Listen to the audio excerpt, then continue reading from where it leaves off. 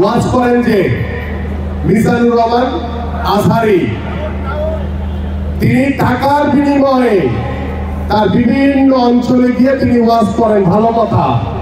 কিন্তু টাকার বিনিময়ে আপনি একটি দলকে হেয় প্রতিপন্ন করবেন, একটি দলের পক্ষে আপনি সাফাই গাবেন, এইটা তো বাংলাদেশের মানুষ আপনার কাছ থেকে আশা করে নাই। এই অন্তর্বর্তীকালীন সরকারের কাছে আহ্বান করছি যে আপনারা সংস্কারের কথা বলছেন, আমরাও কিন্তু সংস্কারের কথা বলছি।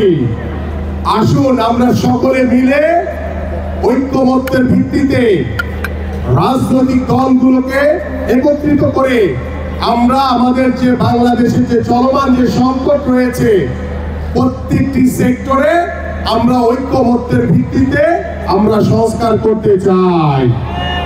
সেখানে উল্লেখযোগ্যভাবে দায়িত্বশীল ভূমিকা পালন করবে বাংলাদেশের সকল রাজনৈতিক দল, এবং সেই সকল রাজনৈতিক দল ঐক্যমত্যের ভিত্তিতে সংস্কারের মাধ্যমে বাংলাদেশকে নতুনভাবে পুনর্গঠন করবেন, সেই প্রত্যাশা আমরা করছি। কিন্তু আপনারা এই অন্তর্বর্তীকালীন সরকারের যারা বিভিন্ন সময় আপনারা বক্তব্য দিচ্ছেন, আপনারা সংস্কারের কথা বলে বিভিন্ন ইস্যুতে বাংলাদেশের মানুষের যে প্রত্যাশা, গত 17 বছর ধরে বাংলাদেশের মানুষ ভোট দিতে পারে নাই।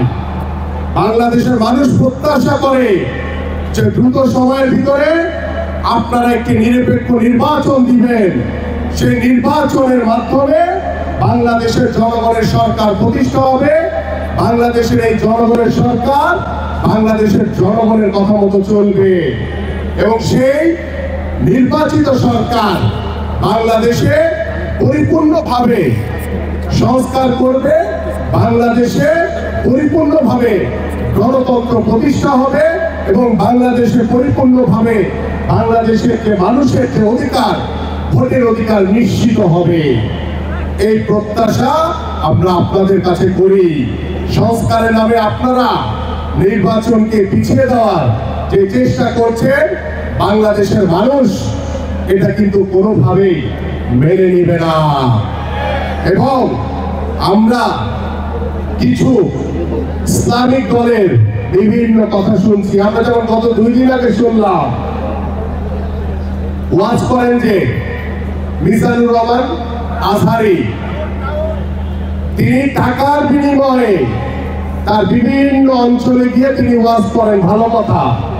কিন্তু টাকার বিনিময়ে আপনি একটি দলকে হেয় প্রতিপন্ন করবেন, একটি দলের পক্ষে আপনি সাফাই গাবেন, এইটা তো বাংলাদেশের মানুষ আপনার কাছ থেকে আশা করে নাই। আপনারা সেদিন আরেকদিন পত্রিকায় দেখলাম, ইসলামিক দলের একজন নেতা তারা ইসলামী ব্যাংকে নাকি দখল করে নাই বলছে। ইসলামী ব্যাংক তো দখল করা ইতিমধ্যে হয়ে গেছে। আপনারা দখলের নামে আবার কোনো কিছু হলেই বিএনপি চাঁদাবাজি করছে, দখলদারি করছে। আরে ভাই, আপনি এসব প্রমাণ করে দেখান যে বিএনপি কোথাও চাঁদাবাজি বা দখলদারি করছে। এটা আপনাদের বানানো একটি খেলা, আমরা এটা বুঝি। আমি দৃঢ়ভাবে বলতে চাই, বিএনপি ভারপ্রাপ্ত চেয়ারম্যান জনাব তারেক রহমানের নেতৃত্বে বাংলাদেশে কোন বিএনপির কোন নেতা কোন চাঁদাবাজি, দখলদারি, লুটপাট করার কোন সুযোগ নাই।